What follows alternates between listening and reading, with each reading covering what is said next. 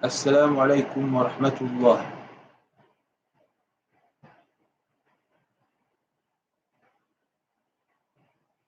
Can you hear me?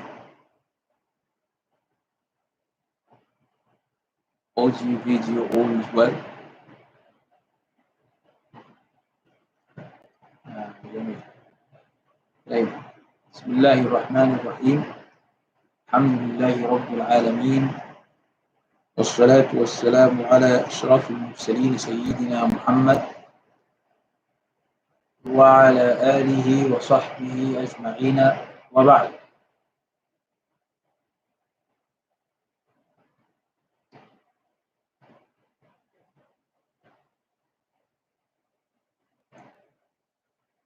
So now we'll be receiving your questions. We have already got some.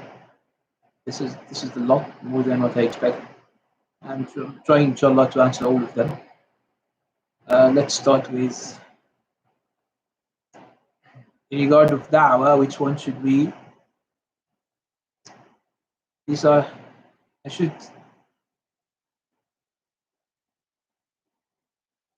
are these questions, I'm not sure, are these questions from last time, or these are the questions from this time? I will answer anyways. Any questions? طيب ماشي. دعوة Muslims first, دعوة Muslims first. So, يعني Shaykh Naveed, I should start with the first ones in live chat, like in order, right? I just went to the questions written by Hanbali school. I think I should have gone with the other questions first. Let's take them from the very beginning. Assalamu alaikum. Wa alaikum assalam wa rahmatullahi wa barakatuh. What is the Athari view on free will and qadar? And if souls are not overburdened, then why is suicide something that happens?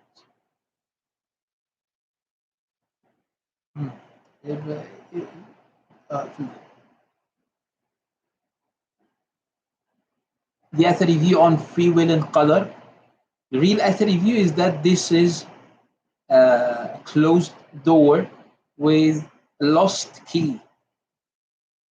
And if you want to hear it, we have a free will.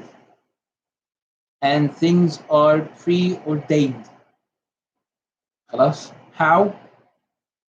It's simple, as I mentioned it. And people should not be thinking a lot about it. If someone has a problem with that, he needs to study knowledge. خلاص? The problem is, and I'm not addressing you, the one who asked the question, whose name is, I'm not sure, this is not your name, this is like something. Anyway, the ones that are the ones that people have said. It's fine. I'm not, I started with the first question I got in the live chat. If this is wrong, let him tell me. Yeah, prioritize, but the ones he highlighted was the ones that were sent in first. And the ones in the chat. I'm trying to cover them all. So yeah. It's fine anyway. It's fine. It's up to you. So yeah, the question, I'm not addressing you, but if someone doesn't want to study knowledge, so he belongs to layman, and yet he asked big questions and expects to answer to be answered by scholars in a couple of minutes. This is not how it works. It's like the questioner who comes and says, tell me what is the ruling of so and so. I tell him, what is the evidence? I tell him, hadith. How did the mujtahid extract that ruling from that evidence? What about studying fiqh? And if souls are not overburdened, but does this have anything to do with aqidah? No, right? If soul is not or is overburdened, if you have a burden, you feel that you have a burden, why is suicide something that happens? It happens because people do not want to live anymore. This has nothing to do with aqidah. I think we are tackling this issue from a psychoanalytical viewpoint. I can do this, by the way, but not in this chair, not here. طيب لكن الله سبحانه وتعالى said لا تقنطوا من رحمة الله يعني do not lose hope when you remember that Allah subhanahu wa ta'ala Rahim, Rahim means merciful, when you remember that you will never lose hope. And when you take into consideration that you are rewarded for your patience, any sort of patience, this might give you some hope inshallah. طيب السلام عليكم. وعليكم السلام ورحمة الله. Do the Hanabila believe كيفية is impossible for Allah subhanahu wa ta'ala? كيفية is impossible. Yes, كيفية is impossible if we mean الكيفية that is عرض.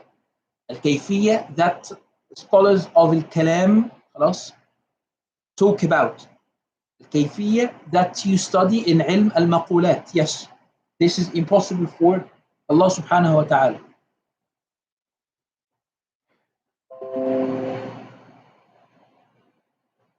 But الكيفية that means reality, كيفية that means the howness, which is the reality of something, Allah subhanahu wa ta'ala has a reality, so it's not impossible. نعم.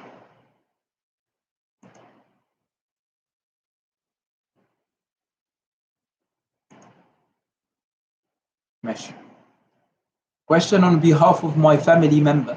If all madhahibs are valid, why isn't pick and choosing allowed in rulings? Also, how does one pick a madhab, and is it necessary for a layman in these times? It's not necessary for a layman to have a madhab. You do not pick a madhab unless you are a student of knowledge.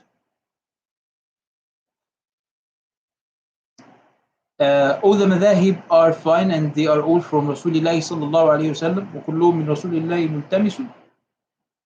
And you are supposed to have a madhab only if you are a student of knowledge. If not, then you just ask a mufti that you trust.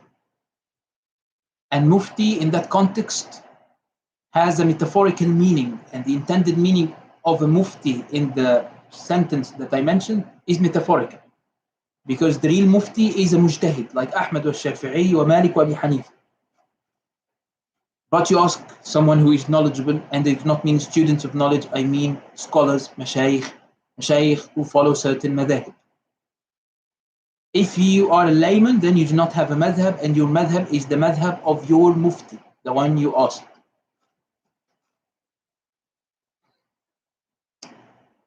Picking or choosing, pick and choose something. You see the four opinions of the four madhab and you pick and choose. We do not recommend this. Actually, we call against this because this leads to a zandaqa. Zandaqa means either kufr or a metaphorical meaning that which is fisq. Yani the opposite of being righteous.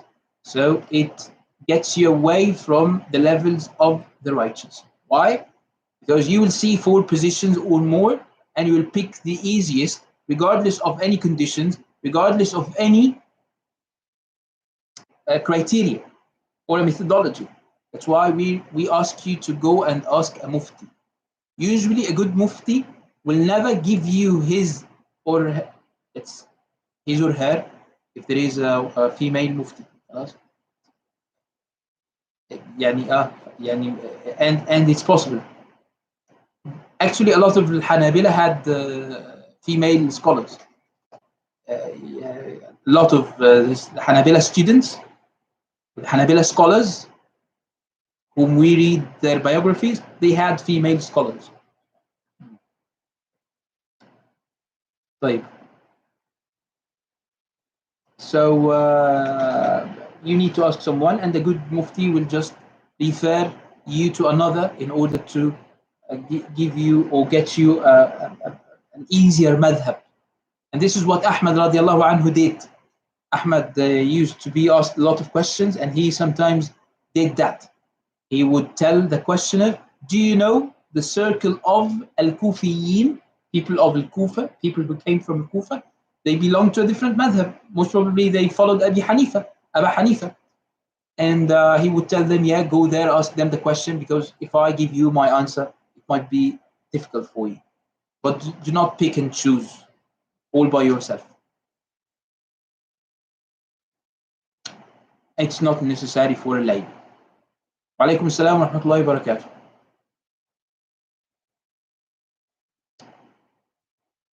Yes, ask. No need to apologize. I will answer your questions anyway. How does one perform da'wah? Athari approach.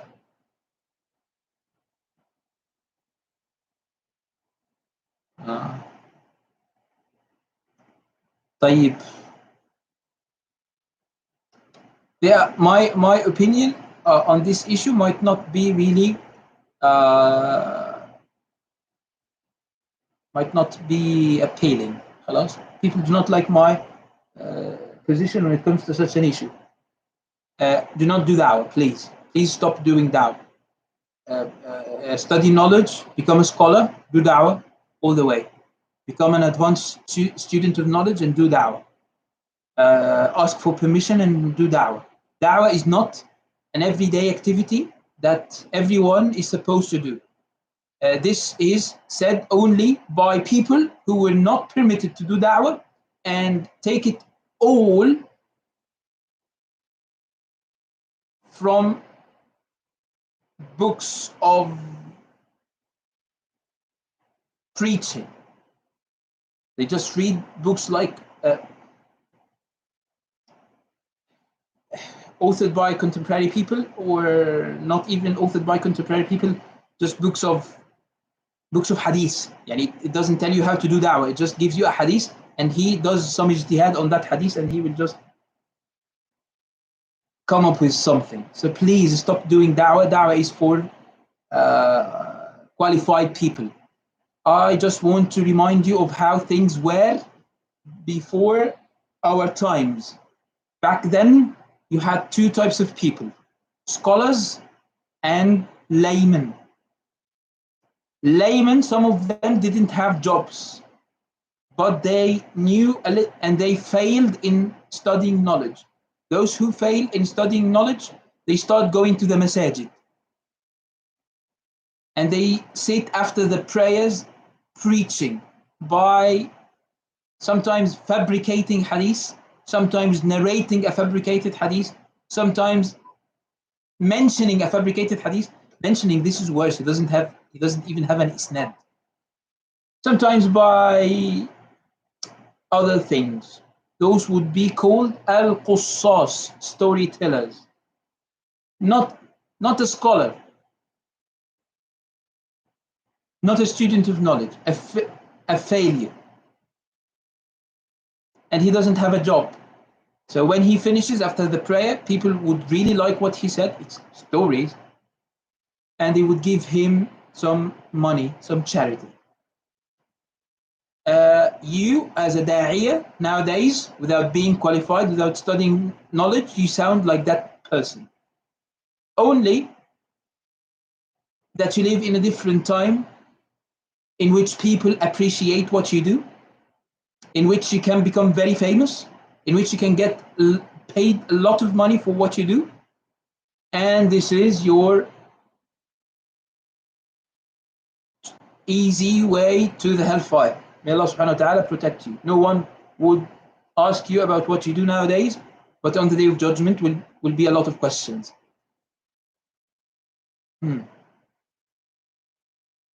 Please, no da'wah until you become qualified. I talked about the Shafi'i doesn't take the actions of the companions into account, the opinions of the companions. Yeah, he doesn't see that they are evidence. Ahmad says that they are evidence. It's an issue of usul al-fiqh. It's an issue of usul al-fiqh.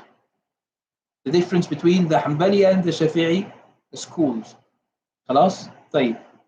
So it's an issue of ijtihad. It's fine. يعني every mujtahid has his own evidence that justifies his position. How does one? We read that. طيب. وحفظكم الله وبارك فيكم. وعليكم السلام ورحمة الله وبركاته. You forgot to shut the hour, stood up while my friend correct me. I stayed standing and she followed me even though she knew I was wrong. Yes, and she she should have followed you from the very beginning without telling you to get back. The one who forgets the first tashahhud, once he stands up, once he is all up, he is not supposed to get back. It's disliked. Once he recites, it's haram to get back. And if he gets back after a little bit of recitation, it invalidates his prayer. If not, if he wasn't an ignorant or uh, if yani, if he didn't know the ruling, if he forgot the ruling, yani out of forgetfulness or ignorance, he got back, it's fine. But what you did was correct, even if you didn't know the ruling. You should have uh, what you did was correct. She should have followed you from the beginning without telling you that or clapping or saying subhanallah or whatever. She should have followed you from the beginning. And you were supposed to do sujood as-sahw, and if you didn't do it, it's fine because it is excused in cases of forgetfulness and ignorance as well. Mel, Amin ya Rab wa iyakum. A student memorizing his studies, a lot of things, a lot of things, a lot of things. You might memorize more than one thing in the same subject.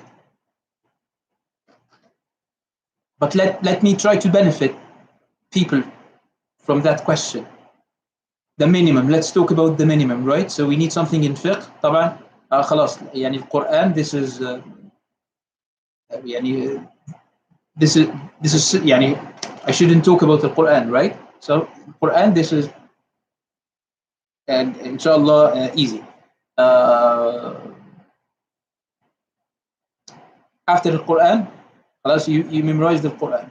We need at least a book in fiqh, another in mustalah al-hadith, and a book in the hadith of the Prophet ﷺ, the hadith of the Prophet ﷺ. خلاص? And I said the book in mustalah al-hadith because it's really difficult and it needs something that you memorize. Otherwise, it will always be difficult for you. This is my experience. Right? Book of fiqh, it depends on your madhab. In our madhab, dalil al-talib. I say dalil al-talib. When I advised my students, I said dalil al-talib. And I told some of them, if you can, memorize muntah al-iradat.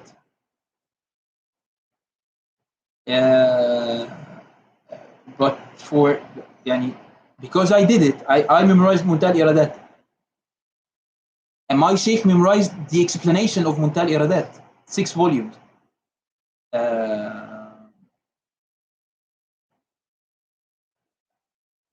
But it's difficult. So let's not go for muntah al-iradat. Dalil al-talib, this will be the difficult option in that case. If you cannot, then umdat al-talib.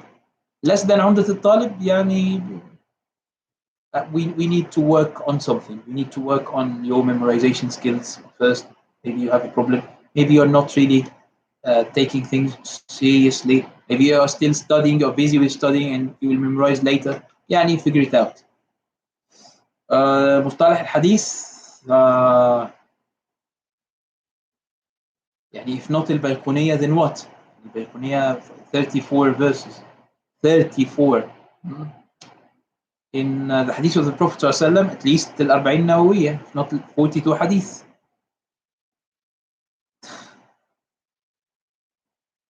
طيب.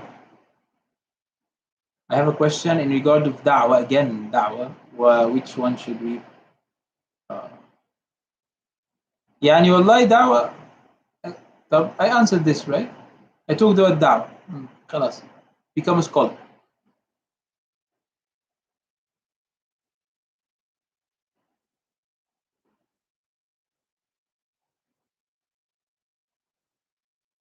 There is a word that they cannot read, and it something coloring. I do not know what this is. Do you know what this is? Yeah. I explained it, but how to pronounce it? Not sure. Yeah, like insects are طاهر.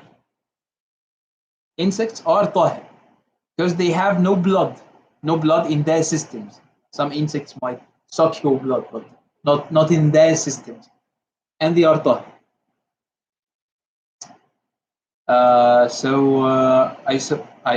I assume if this is the case and they are طاهر in, as long as they are طاهر insects, خلاص يعني the only exception would be insects that that lived in النجاسة, in filth. They were like the eggs were in the filth, like in feces, for instance. So they are najas al-ayn. They originally they can never be tahir, and I believe this might be a little bit far away from our case. So the dye is tahir. Hmm. He's saying, eh? Rabbi Ghfirli, right? In between sujood, wajib, fard, or just sunnah.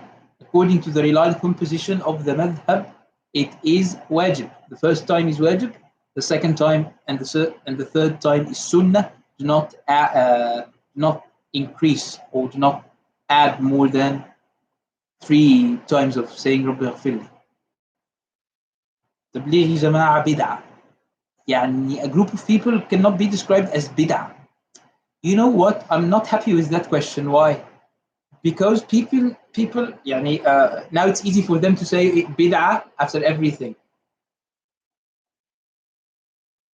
Like these YouTube sessions, they are not durus and they are not even majlis iftar, right? So they are less than durus and they are less than majlis al-iftar. So this is a little bit of an extreme tarwih. Now, when we excessively use the word bid'ah, خلاص, at some point I can tell you, you are bid'ah. And stop being so bid'ah because I don't like it. خلاص, you are so bid'ah that I cannot go out with you. My introduction about this not being durus and in order for me to allow myself to make such jokes.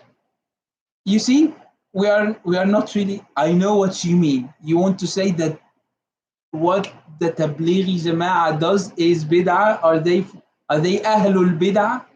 Still, it it proves my point. We are excessively using the word bid'ah. خلاص? Let scholars do it. Let laymen forget about it.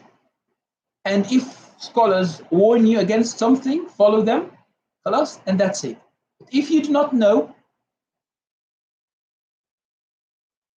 assume حسن الظن. Have حسن الظن in people. خلاص? Jamaat al-Tabligh wal-Da'wah, they are very good people. Some of them are Salafi. So that mix is not good. Uh, they are patient. They exert a lot of efforts in ibadah. They worship Allah subhanahu wa ta'ala a lot. They do a lot of dhikr. But they sometimes in some areas, some countries, they lack knowledge. They really lack knowledge. This is not a good thing. 3 days, 40 days, 4 months, these are fine things. There is nothing in the Sharia that prevents you from doing this. This is one of the things that you can do, and it's not a bid'ah. Definitely, it's not a bid'ah. خلاص? These are just means, and there is no bid'ah in that. But again, يعني, if we do not have a knowledgeable sheikh, then they are just a group of people who do not have knowledge. One of their principles is to seek knowledge. Unfortunately, a lot of groups in some areas, they do not do it. And when you invite them to study anything but Riyadh al-Salihin that they do not study, they just read it, They refuse. So if we do not have someone who is knowledgeable, then we will make definitely a lot of mistakes while worshipping, while reading. They will read the hadith of the Rasulullah sallallahu and they make a lot of grammatical mistakes and lahn, and they mispronounce a lot of words, and it's fine for them because they are just doing fine. These are bad things. Why? Because of the lack of knowledge. So take care of that. Alaikum salam wa rahmatullahi wa barakatuh. What does it take to be a translator of the Arabic? Do I need a degree in English? What type of degree? I can't answer these questions. I can answer these questions. I know the answer to these questions because I worked as an interpreter. But this is a Madrassah Al Hanbaliyyah. Let's go out and let's go even for a very late dinner. But you're not here. I would like to answer your questions, but your question is like misplaced. My question is, can you give more details on Ibn al-Jawzi? I know he is not a true Athari, but you let us know bridge between the Ash'ari. La, he's not a bridge. No. Ibn al-Jawzi was a mujtahid. He was always a mujtahid, and it was a very good thing about him. And when I say a mujtahid, I do not mean a mujtahid in fiqh. He was Hanbali in fiqh. But he was a mujtahid when it comes to ilm al-hadith, in which you can easily become a mujtahid, easily when compared with the ijtihad in fiqh. Not easily in general. Easily become a mujtahid easily in ilm hadith, this takes like 20 years. خلاص? Yeah, easy. In fiqh, 1,000 years. May Allah subhanahu wa ta'ala give you all the time.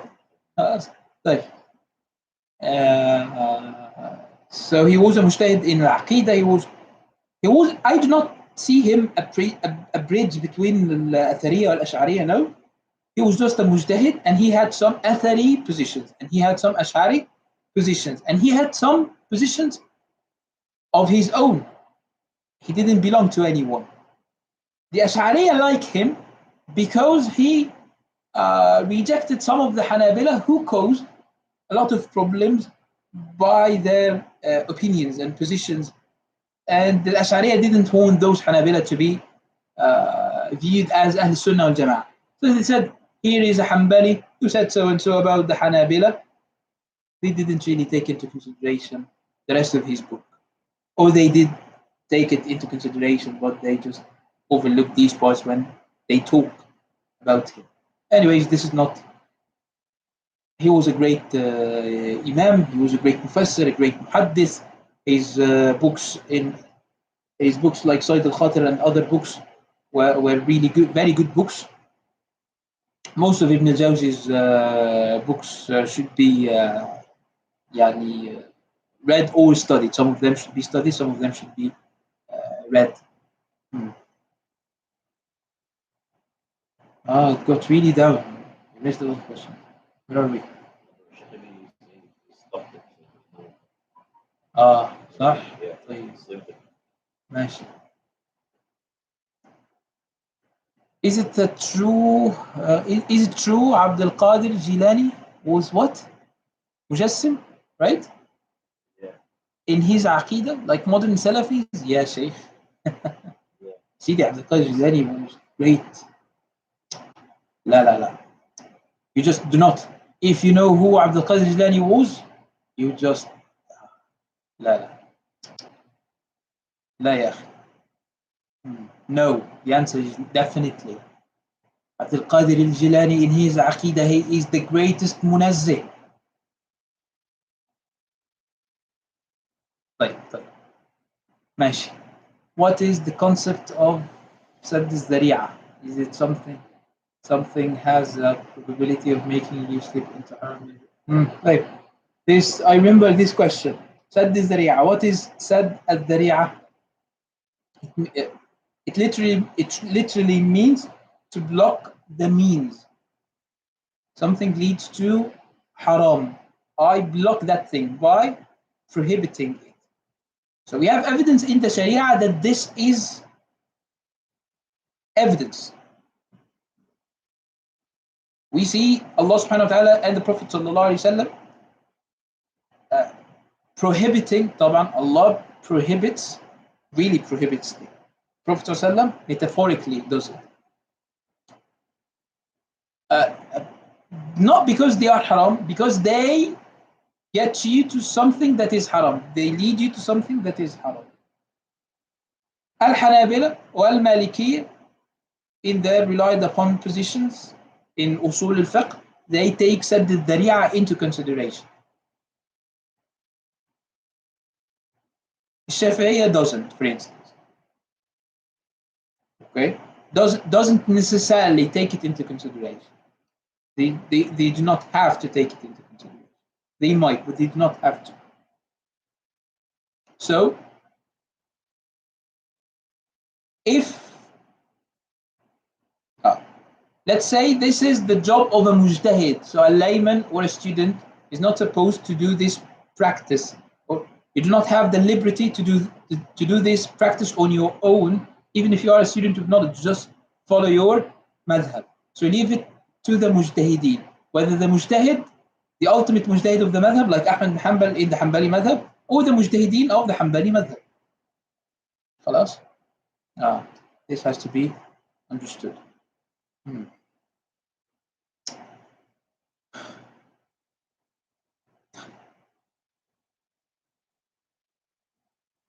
Let's not do the live sessions after Durus.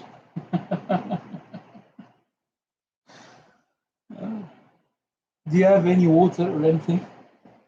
Hey, it's here. That's true.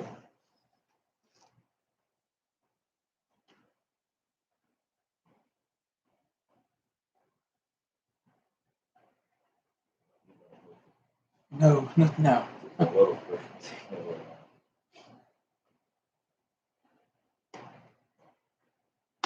I'm not tired. I just want to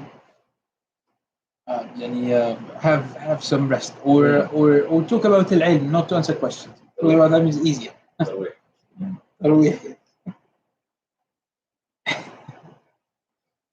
So, in the Hanbali madhab, I will try to summarize it, and it's not 100% accurate, but it gives you an idea.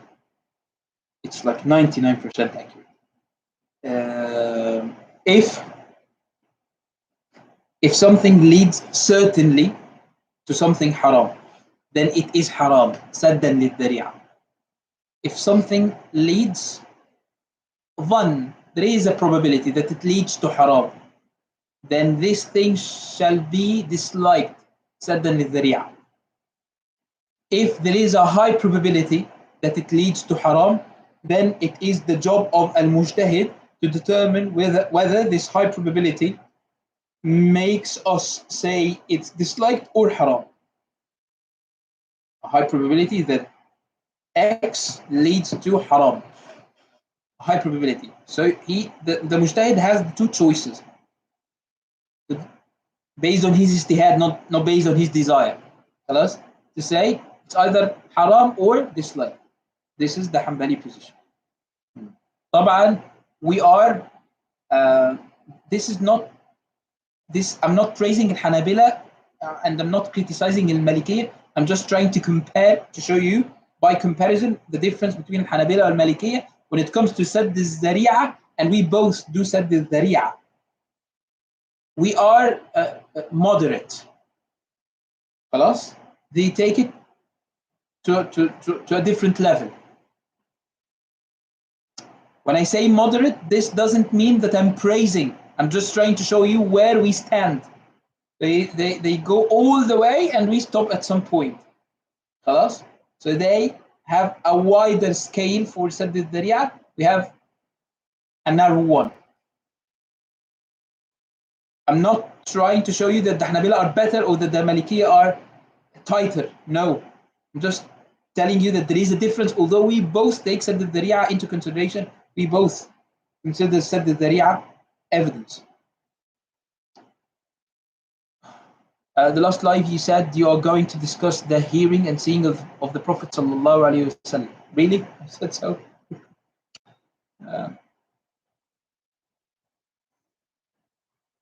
Next question is about Ahmad Hanbal and Ibn Qudama do istighatha or tawassul. I'll answer this question first. Imam Ahmad did tawassul, yes. Ibn Qudama did tawassul too. I know this. Istighatha, I do not know whether they did it or not, because I didn't live every moment with them. Okay? Like, this should be clear. Istighatha, which which is kufr and shirk, this means that al-istighatha can be something different. I can say that they didn't do that because we have husn al-dhan in our great a'imma. They weren't mushrikeen, they weren't kuffar. But there is istighatha that is not shirk or kufr. And this shall be fine, but they didn't uh, do any of that as far as I know. Maybe they did something that we do not know of. Seeing the Prophet ﷺ, hearing the Prophet ﷺ. In dreams, it's fine. In real life,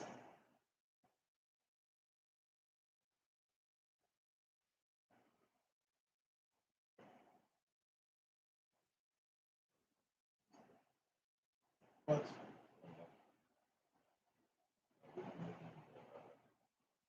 I do not see it. I do not have it. After it? Oh, there is one before it. One before it. Actual Ahl Sunnah. Look, hearing and seeing the Prophet ﷺ in real life. You know that a lot of scholars, they reject that concept. Because if they open the door for that concept, anyone who saw or heard the Prophet ﷺ in real life might consider himself a companion. And this happened in the Islamic history. People who lived in the 6th century, they claimed that they heard and they saw the Prophet ﷺ, and that's why they claim to be companions, because they heard or saw the Prophet ﷺ. So you see that a lot of scholars block that door and they do not open it, right? But you see a lot of awliya, a lot of the salihin, a lot of the righteous people, and a lot of scholars, they claim that they saw, heard the Prophet ﷺ in real life. I guarantee that this should not be taken in its literal meaning. Alas, this shall not be taken in its literal meaning, but it is a karama with the one who saw the Prophet ﷺ. Like seeing him in the dream is an honor. Seeing him in real life is a karama. Why? Because you love the Prophet ﷺ so much. This is an example. To the extent that Allah subhanahu wa ta'ala showed you his image, sallallahu alayhi wa sallam, or made you hear his voice, sallallahu alayhi wa sallam. In the end, is there any consequences? Yes. Inshallah, you are a good person, keep going. Do we call you a companion? No. The Prophet ﷺ told you something. Are you supposed to do it? Yes. People are supposed to follow you? No. Sharia is complete. And if he comes to you and tells you something, he doesn't tell you something that contradicts the Sharia. Maybe a piece of advice that helps you. Not a ruling that should be spread in the ummah. Same thing for what you see and hear in your dreams. This is the position of Ahl al-Haqq, the actual Ahl al-Sunnah, and the Muhaqqiqeen, the great scholars of as-Sufiyyah. But if you read that some scholars prevent that, like some Hanbali scholars, you understand why, and I explained why. But these are matters of ijtihad. I have just told you my ijtihad.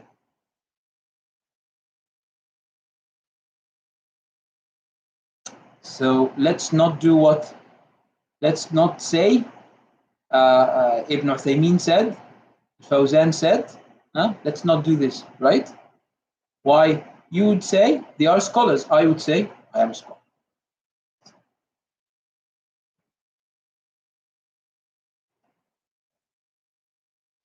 يعني let's not go to that tight closed place of fulan said. I would say I just said خلاص, let's just discuss evidence. If you are convinced, fine. If you are not, just ignore this issue and it will not affect your deen and you will not be asked in the grave about it. Can women remove their excess eyebrow hair for beautification? If so, must they then be covered? Regardless of covering the face, which is a controversial issue. So we have madhab. Our madhab is that a woman is supposed to cover her face. It's wajib for her to cover her face. In our madhab, the Hanbali madhab. Can she remove? Yeah, but how? Cutting, yes. Plucking, no. Our madhab is really, really difficult in this issue. So if a sister needs to do this, the other madhab allowed that for beautification, for the husband. And even other madhab, they have different details. So maybe you ask a Shafi'i in that issue. In our madhab, you can cut like with like scissors or something. You can even shave, يعني, if it helps, but not to pluck.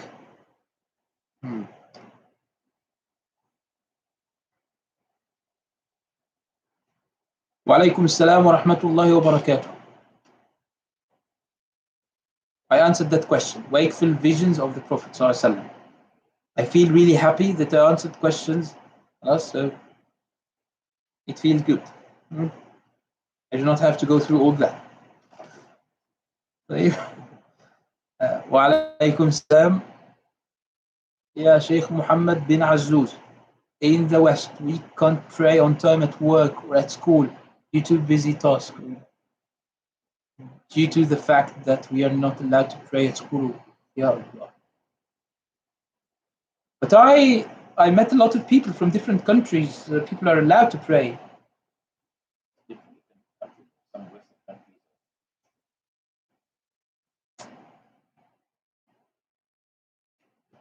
But it's not the situation is very possible. طيب, let's say, first of all, if due to being busy, if it's something that you need in your in earning your living, work, or even school, without studying, you will not get a job. If this is the case, maybe I have an alternative. Maybe my father has a farm, and I'm just trying to follow my dream. Please, your religion is more important than your dreams. خلاص? He has a farm, and if I work with him, I will earn enough money. صح؟ والله عز وجل يجعل لك مخرجا بعد ذلك. لكن for now, if you have a different source of income, then just do it. That allows you to pray on time. If your job requires you to combine prayers like الظهر والعصر, like المغرب والعشاء, but not العصر والمغرب, then in our madhab, this is an excuse. Earning your living is an excuse in our madhab. خلاص? Same thing, I believe I give this fatwa, that same thing for studying if it affects your job. Without education, you will not get the job that. Yes, but please try to pray on times whenever you can. Do not take the easy way. In the end, I gave fatwa that relies on circumstances, assuming that the circumstances are true. If you just take it easy based on my fatwa, I will not be responsible for that. You will be responsible for it. ماشي؟ ولا حول ولا قوة إلا بالله. Due to the fact that we are not allowed to pray, first of all, if you live in that country that doesn't allow you to pray, consider immigration. I'm not Salafi, I'm not an extremist, and yet I'm telling you this. This is the position of the madhab. If you are not allowed to pray where you live, then consider immigration, or at least going somewhere else in your country where you can pray.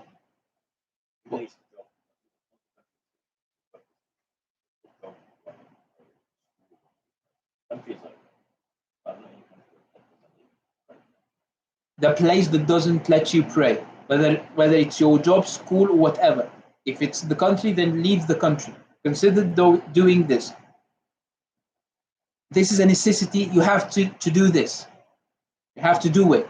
To leave your job, in that case. To find another one. The only solution for someone, this is not a fatwa, this is guidance. The second part is guidance. So I'm teaching you, and it's based on your circumstances. If there is someone to harm you, if you pray, and you need to pray, then you pray Salat al-Khawf, prayer of fear. And the prayer of fear has a certain description. I will just tell you about the thing that you can practice. You pray in any way, facing the Qibla or not, even if you interrupt the prayer by talking or doing something, sitting, standing, moving your eyes only, moving some of your body, it's all allowed. This is originally this was originally allowed in the state of war. So we are talking about that level of necessity. Fear Allah subhanahu wa ta'ala. I'm trying to give you an allowance. If you misuse it, it's on you. Fear Allah subhanahu wa ta'ala.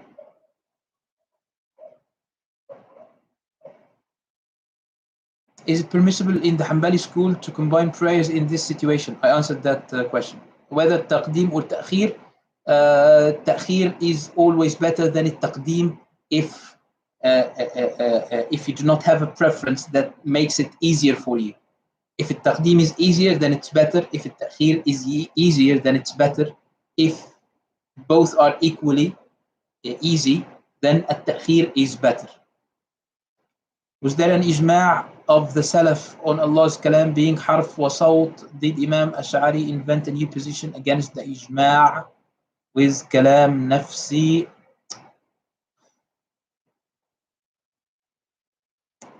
The proofs of kalam nafsi from Quran, Sunnah, and the masters of the Arabic language specifically Amir al-Mu'mineen Umar radiallahu anhu, and also Akhtal's line of poetry. يعني طيب. Okay. This is one of the questions that we can postpone to the next time. Okay? I'll start postponing some questions. This is one of them. This is like more than one dars in Aqidah, okay? That's why I'm postponing it. And I do not even feel comfortable discussing such things in English.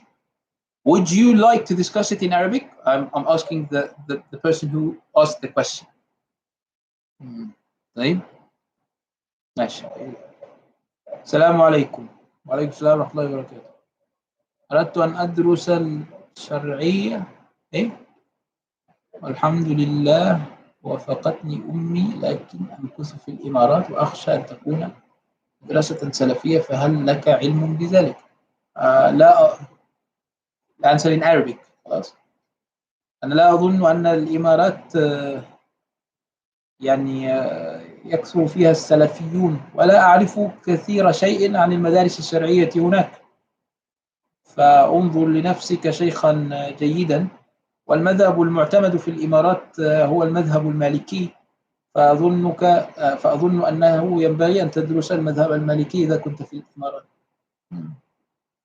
How can we know that the limit for إثبات of the صفات خبرية is the dominant understanding of صفات just يدين وجه عين النفس? I do not understand that question, to be honest, and please do not impose anything in the question. And don't tell me صفات الخبرية. Who told you I agree with you that there is something called صفات خبرية? Although I understand what you mean by صفات الخبرية, calling them خبرية is not something that I agree on. So I will just... So we can answer this next time if you just rephrase your question. Is working an excuse not to attend prayer of Jumu'ah? Yes. If We do not find another job that allows us to attend the masjid at the time of Jumu'ah. Yes. Yes, the Hanabila mentioned it. Yes.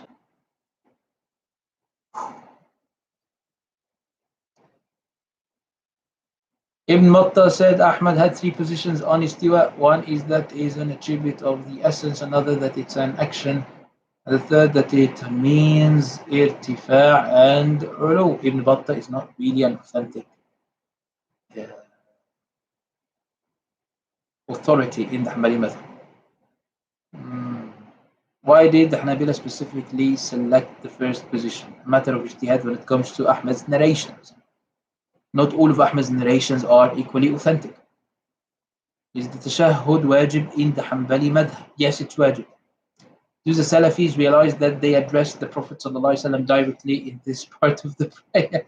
Yeah, sometimes they realize it, and it's really strange. Because it doesn't go with their madhab and they can do nothing about it. To the extent that some of their Sufiyya, and this is the new term, the Sufiyya of al-Wahhabiyya, they want to be Sufiyya, but they always go to Tajsim because they cannot limit themselves. You get crazy, yani Suf. The Tasawwuf is really difficult. So you get crazy if you do not restrict yourself by the Sharia. Their Sharia, I mean, their way of studying fiqh, their way of having al-ahkam. No, they do not have an established thing. So he would talk about Allah subhanahu wa ta'ala in a very inappropriate way. And it's a tasawwuf dars.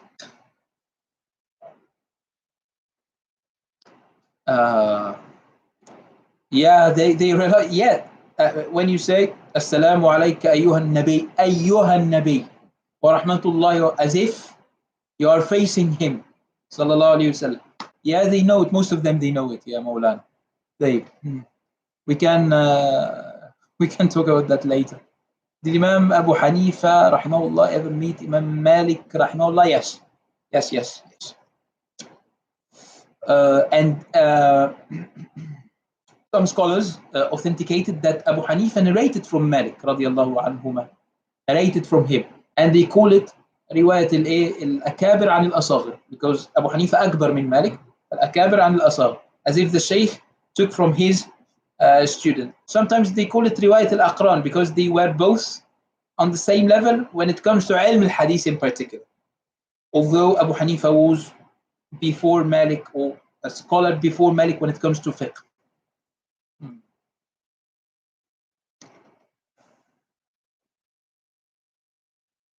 Should I timestamp, or I'm not sure what does this mean? Outputting. It's in the description. You can put all the times of the questions. Yeah. Who is that? Is this Abu Yamin?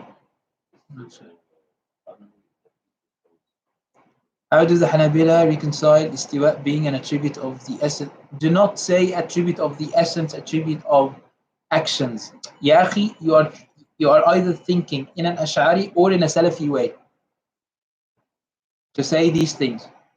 The Hanabila do not go to that discussion. I'm telling you what the reliable composition is. You can open any book authored by someone who called himself Hanbali, right? It doesn't necessarily represent the Hanbali i'tiqad. Why? Because give me more than one book by more than one Hanbali Imam, and they agree on something like that. You'll have different Hanbali positions by different Hanbali people, right? They are not Hanbali, that's it.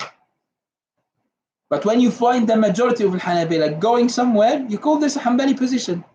طيب. In the end, it's not a matter of taqleed, it's a matter of ijtihad. So why would we call this Hanbali but this not Hanbali? Because in the end, you need to call it something, right? And you need to say that something belongs to the Hanbali madhab, right? And you need that thing to be in the usul al-fiqh of that madhab, right? Then you need a reliable composition. You follow al-kuffar, none of my business. Stand before Allah subhanahu wa ta'ala alone on the day of judgment. You believe that Allah is 100, none of my business. In the end, it's a matter of ijtihad. You want to call it Hanbali? Prove it Hanbali. So if you keep saying sifat of that, sifat al-af'al, I know what this means. I know the difference between sifat al-that wal fi'l. I studied ilm al-kalam. But we do not talk in that way.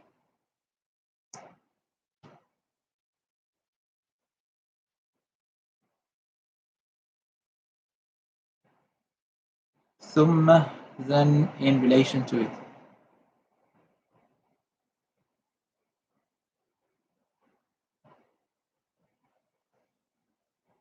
So I can answer.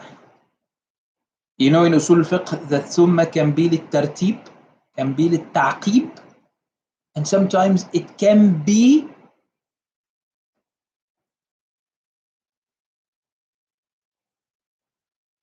metaphorically للترتيب. ترتيب ليس ترتيبا معنويا. It's not ترتيب that has a meaning. It's just ترتيب in the order of the statements of the sentences, not in reality. And the Hanabila do not have to reconcile with anything because they basically do not say these things. يا أخي الحنابلة المذهب الحنبلي في الاعتقاد يعني please stop trying. This is like a message to the Ash'ari. Stop trying to understand the Hanbali madhab in an Ash'ari way. Your mindset يعني خلاص has been automatically going that way. I understand that. We have a different approach, not different positions, different approach. You know what? I sit with my sheikh and we all the time discuss the issues of the Aqidah issues of Al-Hanabila in that kalami way, but we do it in the dars. Once we are confirming what the Hanbali Aqidah is, we forget about this way. It was just in the dars, it's beneficial. But خلاص, يعني this should not be done outside the dars.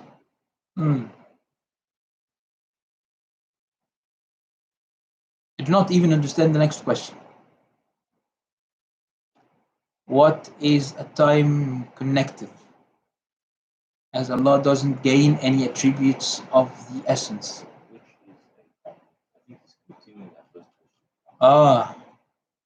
question. Thumma is a time connective. Yes, I answered that already. And I said that thumma can be للترتيب المعنوي. This is a time connective.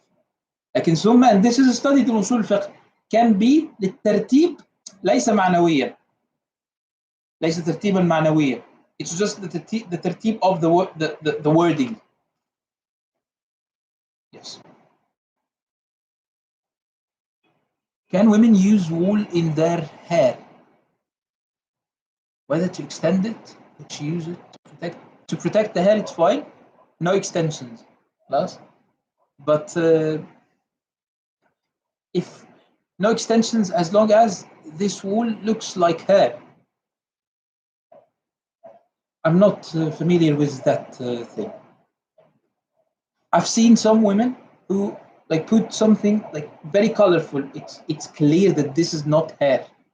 There's something that is like a tie or something, and it goes from their hair, and it should be like zina or something. Okay. Yeah, something like that. It's definitely not hair. This is not haram. I mean, it's haram that she is not wearing hijab, but this is not in itself haram. If it looks like hair, it takes the same ruling. If it doesn't look like hair and it's clearly different, then it's not haram. If it's different, it's not haram. To protect the hair, yeah, it's fine, no problem.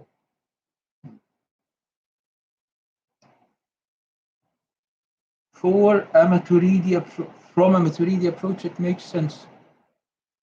What are you talking about?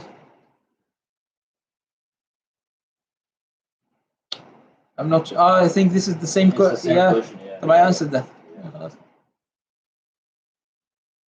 Do the Hanabila still believe? I'm not going to continue this question because why? Do they still believe? This means that they believed at some point, right? Yeah. Block him. Please block him. Ya Allah. What do you know about the Hanbali Madhab? Ya akhi. Next to Allah.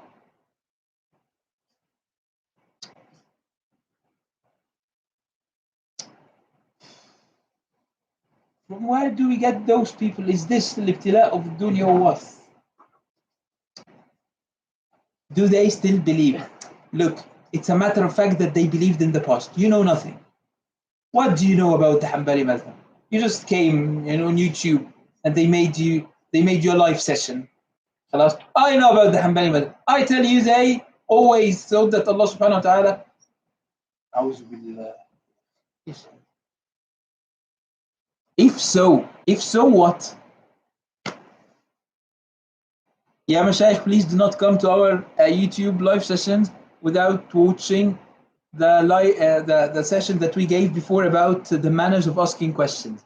Please, you do not have the freedom to ask whatever you want. خلاص? Yes.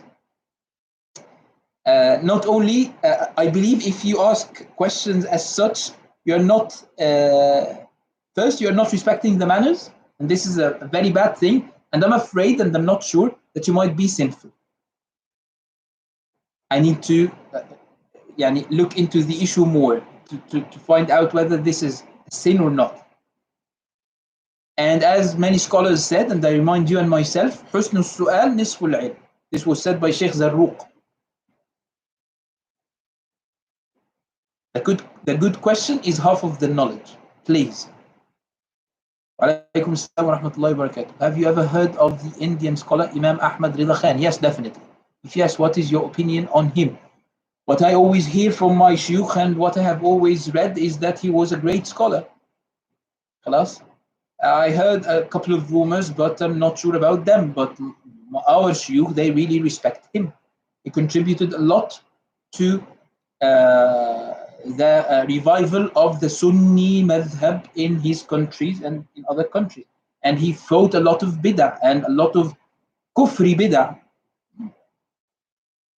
I really respect him.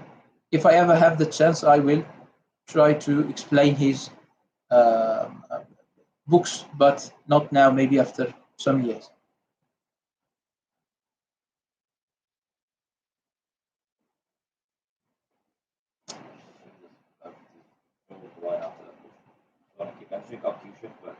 Khalas, this is the last question, right? There's a few more, but that's one past after. طيب.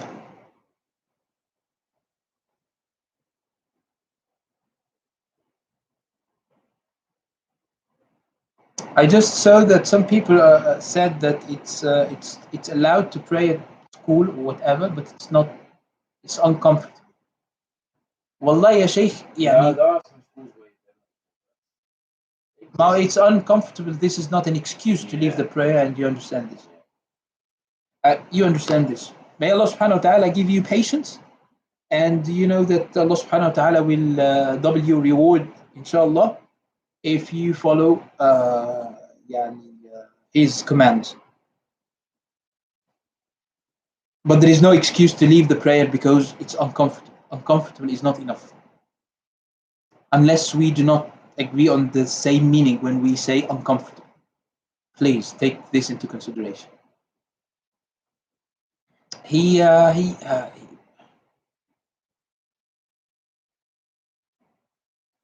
I see a lot of deleted questions. Naveed, tell me please about the deleted questions. Bad questions. Okay. And some comments that don't deserve to be answered. طيب خلاص. الحمد لله. بارك الله فيكم. طيب خلاص. This is enough. Let's take the rest of the questions and receive the questions that we missed tonight. Receive them next time, inshallah. Someone asked about the next live session. Tomorrow. We can go tomorrow. Let me agree with the Sheikh Naveed and the others, inshallah. Barakallahu fikum jami'an. I'm sorry if I didn't receive all your questions. I will try to go live very soon, inshallah. Barakallahu fikum wa jazakumullahu khairan. See you inshallah soon. Assalamu alaikum wa rahmatullah.